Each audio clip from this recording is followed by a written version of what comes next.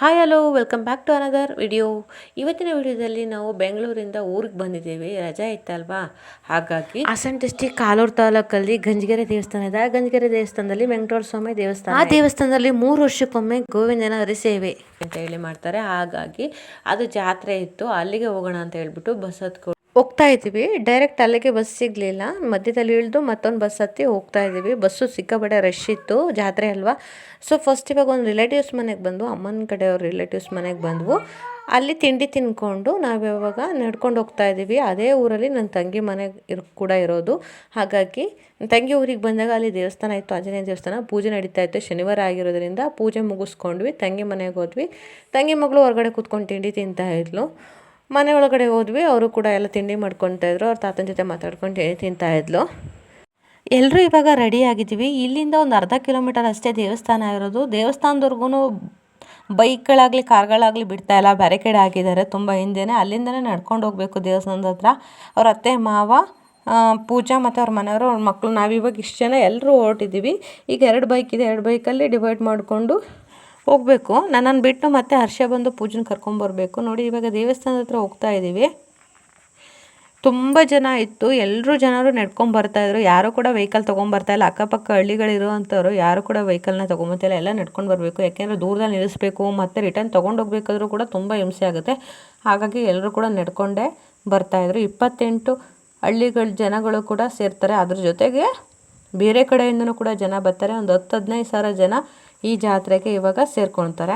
ನೋಡಿ ಇವಾಗ ದೇವಸ್ಥಾನ ಅದೇ, ಬಟ್ ಇಲ್ಲಿ ಫೀಲ್ಡ್ ಇದೆ. ಈ ಫೀಲ್ಡ್ ಎಲ್ಲನೂ ಕ್ಲೀನ್ ಮಾಡಿಸಿದ್ದಾರೆ ಊಟಕ್ಕೆ ಅಂತ ಹೇಳ್ಬಿಟ್ಟು. ದೇವಸ್ಥಾನದ ಹತ್ರ ಬಂದ್ವಿ. ದೇವ್ರು ಇನ್ನೇನು ಬರ್ತಾ ಇದೆ ಅಂತ ಹೇಳಿ ಅನೌನ್ಸ್ಮೆಂಟ್ ಮಾಡ್ತಾಯಿದ್ರು. ದೇವಸ್ಥಾನದ ಮುಂದೆ ಈ ಥರ ಗರುಡಗಂಬ ಇದೆ, ಅಲ್ಲಿ ಕಾಯಿ ಹೊಡೆದು ಪೂಜೆ ಮಾಡ್ತಾರೆ. ದೇವಸ್ಥಾನದ ಒಳಗಡೆ ಕಾಯಿ ಹೊಡೆದೇನು ಪೂಜೆ ಮಾಡೋಕ್ಕೆ ಹೋಗೋದಿಲ್ಲ ಯಾರು ಕೂಡ ಈ ಜಾತ್ರೆ ದಿನ. ಸೊ ಇವಾಗ ತುಂಬ ಜನ ಏನು ಇರಲಿಲ್ಲ. ಯಾಕೆ ಅಂತ ಅಂದರೆ ಸ್ಟಾಪ್ ಮಾಡಿಸ್ತಾ ಇದ್ರು. ಯಾರು ಕೂಡ ಇವಾಗ ಇಲ್ಲಿ ಪೂಜೆ ಮಾಡ್ಕೊಂಬಿಡಿ, ದೇವ್ರು ಬರ್ತಾ ಇದೆ ಅಂತ ಹೇಳ್ಬಿಟ್ಟು. ಆದರೂ ಸ್ವಲ್ಪ ಜನ ಮಾಡ್ಕೊತಾ ಇದ್ರು. ದೇವರು ಲಾಸ್ಟ್ ಟೈಮೆಲ್ಲ ಲೇಟಾಗಿ ಬಂದಿತ್ತು, 2:30-3 ಗಂಟೆ ಹಂಗೆ ಬಂದಿತ್ತು. ಬಟ್ ಈ ಸಲ 12:30-1 ಗಂಟೆ ಹಂಗೆ ಬರ್ತಾಯಿದೆ. ಮಳೆ ಟೈಮ್ ಅಲ್ವಾ, ಹಾಗಾಗಿ ಬೇಗನೆ ದೇವ್ರು ಬರ್ತಾ ಇದೆ. ಹಾಗಾಗಿ ಜನ ಕಡಿಮೆ ಇವಾಗ. ಯಾಕೆಂದರೆ ಲೇಟಾಗಿ ಬರುತ್ತೆ ದೇವರು, ಲೇಟಾಗಿ ಹೋಗೋಣ ಅಂತ ಹೇಳಿ ಲೇಟಾಗಿ ಹೊರಟು ಬರ್ತಾ ಇರ್ತಾರೆ. ಇವಾಗ ಸ್ವಲ್ಪ ಜನ ಸೇರ್ತಾ ಇದ್ದಾರೆ. ನೋಡಿ ಇವಾಗ ದೇವ್ರು ಬರ್ತಾ ಇದೆ. ಫಸ್ಟು ಬಸವಣ್ಣನ ಮೇಲೆ ಕುತ್ಕೊಂಡು ಒಬ್ಬರು ಬರ್ತಾರೆ. ಅದಾದಮೇಲೆ ದೇವರು ಕಳಸ ಹೊತ್ಕೊಂಡು ಓಡ್ಕೊಂಡು ಬರ್ತಾ ಇದೆ. ನೋಡಿ ಕಳಸ ಹೊತ್ಕೊಂಡು ದೇವ್ರು ಓಡ್ಕೊಂಡು ಬರ್ತಾ ಇದೆ. ಇವಾಗ ಡೈರೆಕ್ಟು ಎಲ್ಲಿ ಪ್ರಸಾದ ಮಾಡಿರ್ತಾರಲ್ವ, ಊಟಕ್ಕೆ ರೆಡಿ ಮಾಡಿರ್ತಾರಲ್ಲ, ಅಲ್ಲಿಗೆ ಹೋಗುತ್ತೆ ಫಸ್ಟು ದೇವರು. ಅಲ್ಲಿಗೆ ಹೋಗಿ ಅಲ್ಲಿ ಪ್ರಸಾದಕ್ಕೆಲ್ಲ ಅಪ್ಪಣೆ ಕೊಟ್ಟು ನೆಕ್ಸ್ಟು ಮತ್ತೆ ಬಂದು ದೇವಸ್ಥಾನನ 3 ಸುತ್ತು ಸುತ್ತುತ್ತೆ.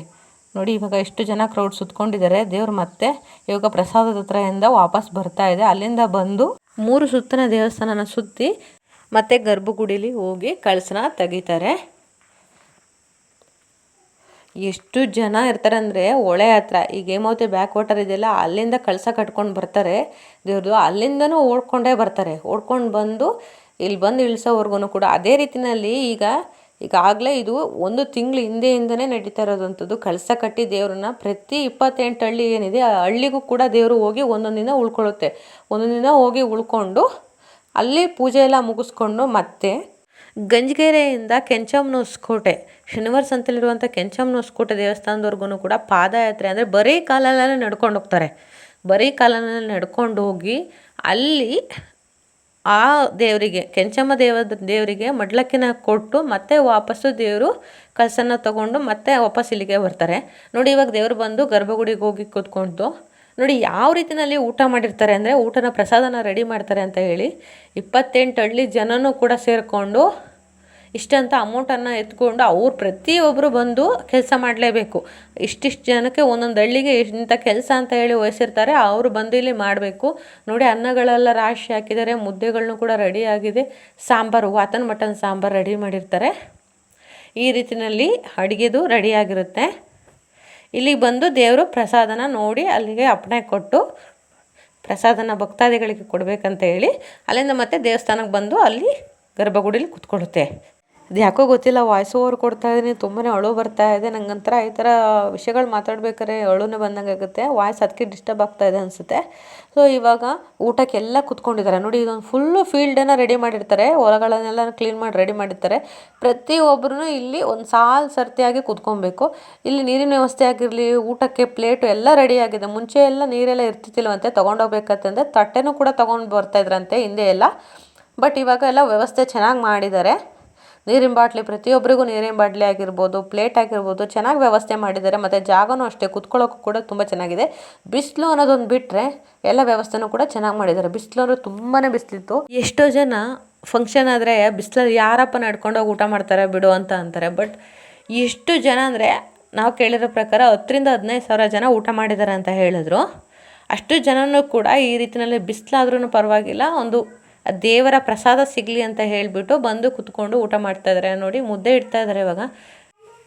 ಆ್ಯಕ್ಚುಲಿ ನನಗೆ ಮಟನ್ ಸಾಂಬಾರು ಅಂತ ಹೇಳಿ ಐಡಿಯಾನೇ ಇರಲಿಲ್ಲ, ಬಟ್ ಗೊತ್ತಿತ್ತು. ಬಟ್ ಆ ಟೈಮಲ್ಲಿ ನನಗೆ ಫ್ಲ್ಯಾಶ್ ಆಗಲಿಲ್ಲ, ಹೋಗಿ ಊಟಕ್ಕೆ ಕುತ್ಕೊಂಡೆ. ಆಮೇಲೆ ಫ್ಲ್ಯಾಶ್ ಆಯಿತು, ಹೊತ್ತದ ಮಟನ್ ಸಾಂಬಾರು ಅಲ್ವಾ, ನಾವು ತಿನ್ನೋದೇ ಇಲ್ಲ ಹೇಳ್ಬೇಕಂತ ಅಂದರೆ. ಬಟ್ ಇನ್ನೇನು ಮಾಡಿದ್ದೀನಿ, ಕುತ್ಕೊಂಡಿದ್ದೀನಲ್ವ, ಎದ್ದೋಗೋದೇನೋ ಅಂತ ಹೇಳಿ ಕುತ್ಕೊಂಡೆ. ಮನ್ವಿತಿಗೆ ಇಕ್ಕಿದ ಮುದ್ದೆನೂ ಕೂಡ ನನಗೆ ಕೊಟ್ಟಳು. ಸೊ ಹಾಗಾಗಿ 2 ಮುದ್ದೆ ಇಟ್ಕೊಂಡಿದ್ದೀನಿ. ಆಮೇಲೆ ಹೊತ್ತದ ಮಟನ್ ಸಾಂಬಾರನ್ನ ಬಿಟ್ಕೊಂಡ್ಬಂದರು. ಆಮೇಲೆ ಪೀಸ್ಗಳು, ಮಟನ್ ಪೀಸ್ಗಳನ್ನೂ ಕೂಡ ಎಕ್ಸ್ಟ್ರಾ ಎತ್ತಿ ಇಟ್ಟಿರ್ತಾರಂತೆ. ಈಗ ಸಾಂಬಾರಲ್ಲಿ ಬೇಯಿಸಿರ್ತಾರಲ್ಲ, ಅದರಿಂದ ತೆಗೆದ್ಬಿಟ್ಟು ಅವಾಗ ಬಿಸಿ ಸಾಂಬಾರಲ್ಲಿ ಪೀಸ್ಗಳು ಹಾಕೋಕ್ಕಾಗಲ್ಲ ಅಂತ ಹೇಳ್ಬಿಟ್ಟು ಎಕ್ಸ್ಟ್ರಾ ಪೀಸ್ಗಳೆಲ್ಲನೂ ಕೂಡ ತೆಗೆದಿಟ್ಟು ಹಾರಾಕಿ ಆಮೇಲೆ ಹಾಕ್ತಾರಂತೆ. ಈ ರೀತಿಯಲ್ಲಿ ಹಾಕಿದ್ರು. ಆಮೇಲೆ ಅಲ್ಲೊಂದೆರಡು ಗುಪ್ ಮುದ್ದೆನ ಊಟ ಮಾಡಿಕೊಂಡು ಎದ್ದು ಬಂದ್ವಿ ನೋಡಿ. ಇಷ್ಟು ಜನ ಕ್ರೌಡ್ ಇನ್ನೂ ವೆಯ್ಟ್ ಮಾಡ್ತಾಯಿದೆ. ಒಂದೊಂದು ಅಂತಿ ಆದಂಗೆ ಈ ಕಡೆ ಮುಂದೆ ಬಿಡಿಸ್ಕೊಂಡು ಬರ್ತಾರೆ. ಬಿಸಿಲಾದ್ರೂ ಕೂಡ ಎಷ್ಟು ಜನ ಕೂತಿದ್ದಾರೆ ನೋಡಿ. ಮತ್ತು ವೆಜ್ ಊಟನೂ ಇತ್ತು, ನಮಗಲ್ಲಿ ತಿನ್ನೋಕ್ಕಾಗಲಿಲ್ವಲ್ಲ. ಬಂದು ನಾನಿಲ್ಲಿ ಸ್ವಲ್ಪ ಪಲಾವು ಮತ್ತು ಮೊಸರನ್ನ ಹಾಕಿಸ್ಕೊಂಡು ಊಟ ಮಾಡಿದೆ ನೋಡಿ. ಇಲ್ಲಿ ವೆಜ್ ಊಟನ ಅರೇಂಜ್ ಮಾಡಿದ್ದಾರೆ. ಇಲ್ಲಿ ಪಲಾವು, ಮೊಸರನ್ನ ಮತ್ತು ಜಿಲೇಬಿ. ವಾಟರ್ ಬಾಟ್ಲುಗಳಂತೂ ಕಂಪಲ್ಸರಿ ಎಲ್ರಿಗೂ ಕೂಡ ಕೊಡ್ತಾಯಿದ್ರು. ಮತ್ತು ನೀರು ಬೇಕು ಅಂದರೂ ಕೂಡ ಎಕ್ಸ್ಟ್ರಾ ಅವ್ರಿಗೂ ಕೂಡ ಕೊಡ್ತಾಯಿದ್ರು. ಅದೆಲ್ಲ ಮುಗಿಸ್ಕೊಂಡ್ವಿ ಊಟ ಎಲ್ಲ. ನೆಕ್ಸ್ಟ್ ಧ್ರುವಂತೂ ಆಟ ಸಾಮಾನು ತೊಗೋಬೇಕಂತ ಹೇಳಿ ಸ್ಪಿನ್ನರ್ ತೊಗೋಬೇಕು ಅಂತ ಹೇಳ್ದೆ. ಸೊ ಹಾಗಾಗಿ ಅವನು ಸ್ಪಿನ್ನರ್ನ ಕೊಡಿಸಿ ದೇವಸ್ಥಾನದ ಮುಂದೆನೂ ಕೂಡ ಶಾಮಿಯಾನ ಎಲ್ಲ ಹಾಕಿದ್ದಾರೆ. ಅಲ್ಲಿ ಒಳಗಡೆ ಮುಂಚೆ ಎಲ್ಲ ಒಳಗಡೆನೇ ಈ ಥರ ಆಟ ಸಾಮಾನು ಆಗಿರ್ಬೋದು, ಪುರಿಕಾರ ಆಗಿರ್ಬೋದು, ಎಲ್ಲದಕ್ಕೂ ಕೂಡ ವ್ಯವಸ್ಥೆ ಇತ್ತು. ಬಟ್ ಇವಾಗ ಕಂಪಲ್ಸರಿ ಕಾಂಪೌಂಡ್ ಹೊರ್ಗಡೆನೇ ಇವೆಲ್ಲ ಮಾಡಬೇಕಂತ ಹೇಳಿದ್ದಾರೆ ಅನಿಸುತ್ತೆ. ಎಲ್ಲ ಕಾಂಪೌಂಡ್ ಹೊರ್ಗಡೆನೇ ಅರೇಂಜ್ ಮಾಡ್ಕೊಂಡಿದ್ರು. ಪುರಿಕಾರ ಜಾತ್ರೆ ಅಂದರೆ ಪುರಿಕಾರ ಸ್ವೀಟ್ ಇದ್ದೇ ಇರಬೇಕಲ್ವ, ಅದೇ ಒಂಥರ. ನಾವು ಎಲ್ಲೇ ಹೊರಗಡೆ ತಿಂದ್ರೂ ಕೂಡ ಜಾತ್ರೆನಲ್ಲಿ ತಿಂದಂಗೆ ಅನ್ಸೋದಿಲ್ಲ. ಸೊ ಹಾಗಾಗಿ ಮಕ್ಕಳು ಆಟ ಸಾಮಾನು ತೊಗೊತಾಯಿದ್ರು. ಜಾತ್ರೆಗೆ ಬಂತು ಅಂದರೆ ಮಕ್ಕಳಿಗೆ ಬೇರೆಯವರು ದೊಡ್ಡವರು ದುಡ್ಡು ಕೊಡ್ತಾರಲ್ವ, ಹಾಗೆ ನಮ್ಮ ಪೂಜಾರ ಅತ್ತೆ ಮಾವನೂ ಮನ್ವಿ ತುಂಗಿದ್ರು ಅಂತಗೂ ದುಡ್ಡು ಕೊಟ್ಟಿದ್ರು ₹100. ಅದೇ ದುಡ್ಡಲ್ಲಿ ನಾನು ತೊಗೊತೀನಿ ಅಂತ ಹೇಳಿ ತೊಗೊತಾಯಿದ್ರು. ತಂಪಾಗಿ ಒಂದು ಲೋಟ ಜ್ಯೂಸನ್ನು ಕುಡ್ಕೊಂಡ್ವಿ. ನೆಕ್ಸ್ಟು ಹೇಮಕ್ಕ, ಅಮ್ಮ, ಅಜ್ಜಿ, ಅತ್ತೆ ಎಲ್ಲರೂ ಕೂಡ ಜಾತ್ರೆಗೆ ಬೇರೆ ಕಾರಲ್ಲಿ ಬಂದಿದ್ದರು. ನಾವು ನಮ್ಮ ತಂಗಿ ಮನೆಯಿಂದ ಬಂದಿದ್ವಲ್ಲ, ಅವರೆಲ್ಲ ಸಿಕ್ಕಿದ್ರು. ಅವರನ್ನು ಕೂಡ ಮಾತಾಡಿಸ್ಕೊಂಡು ಅವ್ರ ಕಾರಲ್ಲಿ ಕಾಸೆಟ್ಟಿ ಬೀಡಿಗೆ ಅಂದರೆ ನಮ್ಮ ಅಮ್ಮನ ನಾವು ತವರೂರಿಗೆ ಹೋಗ್ತೀವಿ, ಅಲ್ಲೆಲ್ಲ ಸೇರ್ಕೊತೀವಿ ಅಂತ ಹೇಳಂದರು. ನಾನು ತಂಗಿ ಮನೆಗೆ ಬೆಳಗ್ಗೆ ಹೋಗಿದ್ನಲ್ವ, ಇನ್ನು ನಾನ್ ವೆಜ್ ಊಟನೂ ಕೂಡ ಮಾಡಿಸಿರ್ತಾರೆ. ತಂಗಿ ಮನೆಗೆ ಹೋಗಿದ್ರೆ ಹೆಂಗೆ ಅಂತೇಳಿ ನಾನು ಡೈರೆಕ್ಟ್ ಮತ್ತೆ ತಂಗಿ ಮನೆಗೆ ವಾಪಸ್ ಹೋಗೋಣ ಅಂತೇಳಿ ಅವ್ರಿಗೆ ಕಳಿಸ್ದೆ. ಇನ್ನು ಜಾತ್ರೆಯಲ್ಲಿ ತುಂಬ ಜನ ಗೊತ್ತಿರೋರೆಲ್ಲ ಸಿಕ್ಕಿದ್ರು. ಅವರನ್ನೆಲ್ಲ ಮಾತಾಡಿಸ್ಕೊಂಡು ಜಾತ್ರೆಯಲ್ಲಿ ನಾನೇನು ಅಂತ ತೊಗೊಳ್ಳಿಲ್ಲ. ಮನ್ವಿತಂಗೆ ಬಳೆ ತೊಗೊಂಡೆ, ಮತ್ತು ಧ್ರುವಂತೂ ಕೆಲವೊಂದು ಆಟ ಸಾಮಾನು ತೊಗೊಂಡ. ಮನ್ವಿತಂಗೆ ಅಡುಗೆ ಸಾಮಾನನ್ನು ಕೊಡಿಸ್ದೆ. ಅಡುಗೆ ಆಟ ಸಾಮಾನು ಇತ್ತಲ್ಲ ಅದನ್ನು ಕೊಡಿಸ್ದೆ. ವರ್ಷ ಪೂಜೆನ ಮನೆಗೆ ಬಿಟ್ಟು ಬಂದು ಮತ್ತೆ ವೆಯ್ಟ್ ಮಾಡ್ತಾಯಿದ್ರು ನಮ್ಮನ್ನು ಕರ್ಕೊಂಡು ಹೋಗೋಕ್ಕೆ. ನಮ್ಮನ್ನು ಕೂಡ ಕರ್ಕೊಂಡು ಅವ್ರ ಮನೆಗೆ ಬಂದು ಅವ್ರ ಮನೇಲಿ ಊಟ ಎಲ್ಲ ಮುಗಿಸ್ಕೊಂಡು ರಿಟರ್ನ್ ನಮ್ಮ ಮನೆಗೆ ಬಂದ್ವಿ. ಮನೆಗೆ ಬಂದು ಪುರಿ ಖಾರ ಸ್ವೀಟನ್ನು ತಿಂತಾಯಿದ್ವಿ. ಇದಾಗಿತ್ತು ಇವತ್ತಿನ ಈ ವಿಡಿಯೋ ಇಷ್ಟ ಆದರೆ ನಮ್ಮ ಚಾನಲ್ ಸಬ್ಸ್ಕ್ರೈಬ್ ಮಾಡಿ, ಶೇರ್ ಮಾಡಿ, ಲೈಕ್ ಮಾಡಿ.